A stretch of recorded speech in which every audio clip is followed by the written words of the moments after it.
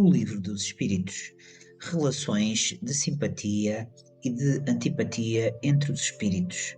Metades eternas. Pergunta 291. Além da simpatia geral, oriunda da semelhança que entre eles exista, votam-se os espíritos recíprocas afeições particulares? Do mesmo modo que os homens, sendo, porém, que mais forte é o laço que prende os espíritos uns aos outros, quanto carentes de corpo material, porque então esse laço não se acha exposto às vicissitudes das paixões. Pergunta 292. Alimentam ódio entre si os espíritos? Só entre os espíritos impuros há ódio, e são eles que insuflam nos homens as inimizades e as dissensões. Pergunta 293. Conservarão ressentimento um do outro no mundo dos espíritos dois seres que foram inimigos na Terra? Não. Compreenderão que era estúpido o ódio que se votava mutuamente e pueril o motivo que o inspirava. Apenas os espíritos imperfeitos conservam uma espécie de animosidade, enquanto se não purificam.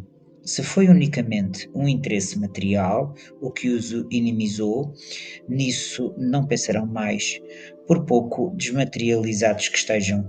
Não havendo entre eles antipatia e tendo de deixar de existir a causa das suas desavenças, aproximam-se uns dos outros com prazer.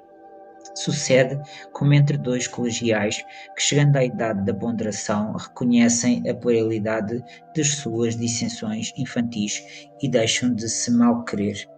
Pergunta 294. A lembrança dos atos maus que dois homens praticaram um contra o outro constitui obstáculo a que entre eles reine simpatia? Essa lembrança os induz a se afastarem um do outro. Pergunta 295. Que sentimento anima, depois da morte, aqueles a quem fizemos mal neste mundo? Se são bons, eles vos perdoam, segundo o vosso arrependimento. Se são maus, é possível que guardem ressentimentos do mal que lhes fizestes e vos persigam até, não raro, em outra existência. Deus pode permitir que assim seja por castigo. Pergunta 296. São suscetíveis de alterar-se as afeições individuais dos espíritos? Não, por não estarem eles sujeitos a enganarem-se. Falta-lhes a máscara sob que se escondem os hipócritas. Daí vem que, sendo puros, suas afeições são inalteráveis. Suprema felicidade lhes advém do amor que os une. Pergunta 297. Continua a existir sempre no mundo dos espíritos a afeição mútua que dois seres se consagraram na Terra? Sem dúvida, desde que originada de verdadeira simpatia. Se, porém, nasceu principalmente de causas de ordem física, desaparece com a causa. As afeições entre os espíritos são mais sólidas e duráveis do que na Terra, porque não se acham subordinados aos caprichos dos interesses materiais e do amor próprio. Pergunta 298. As almas não devem unir-se então, desde suas origens predestinadas a essa união, e cada um de nós tem, em alguma parte do universo, sua metade, a que fatalmente um dia se reunirá? Não, não há união particular e fatal de duas almas. A união que há é de todos os espíritos, mas em graus diversos, segundo a categoria que ocupam, isto é, segundo a perfeição que tenham adquirido. Quanto mais perfeitos, tanto mais unidos. Da discórdia nascem todos os males dos humanos, da concórdia resulta a completa felicidade. Pergunta 299. Em que sentido se deve entender a palavra metade, de que alguns espíritos se servem para designar os espíritos simpáticos? A expressão é inexata. Se um espírito fosse a metade do outro, separados os dois, estariam ambos incompletos. Pergunta 300.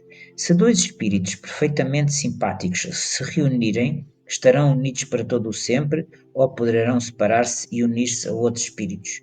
Todos os espíritos estão reciprocamente unidos. Falo dos que atingiram a perfeição nas esferas inferiores, desde que um espírito se eleva, já não simpatiza como dantes com os que lhe ficaram abaixo. Pergunta 301.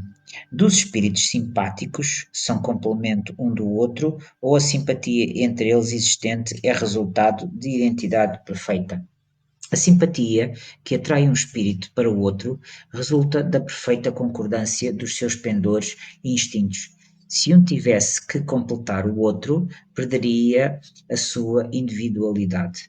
A identidade necessária à existência da simpatia perfeita apenas consiste na analogia dos pensamentos e sentimentos, ou também na uniformidade dos conhecimentos adquiridos, pergunta 302, na igualdade dos graus de elevação. Pergunta 303.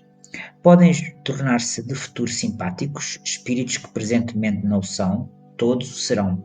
Um espírito que hoje está numa esfera inferior ascenderá, aperfeiçoando-se, à em que se acha tal outro espírito, e ainda mais depressa se dará ao encontro dos dois, se o mais elevado, por suportar mal as provas a que esteja submetido, permanecer estacionário. Podem deixar de ser simpáticos um ao outro dois espíritos que já o sejam? Certamente, se um deles for preguiçoso. A teoria das metades eternas e Serra uma simples figura representativa da união de dois espíritos simpáticos. Trata-se de uma expressão usada até na linguagem vulgar e que se não deve tomar ao pé da letra. Não pertencem, de certo, a uma ordem elevada os espíritos que empregaram, necessariamente limitado, sendo o campo de suas ideias, exprimiram seus pensamentos com os termos de que seriam utilizados na vida corporal. Não se deve, pois, aceitar a ideia de que, criados um para o outro, dois espíritos tenham fatalmente que se reunir um dia na eternidade, depois de haverem estado separados por tempo mais ou menos longo.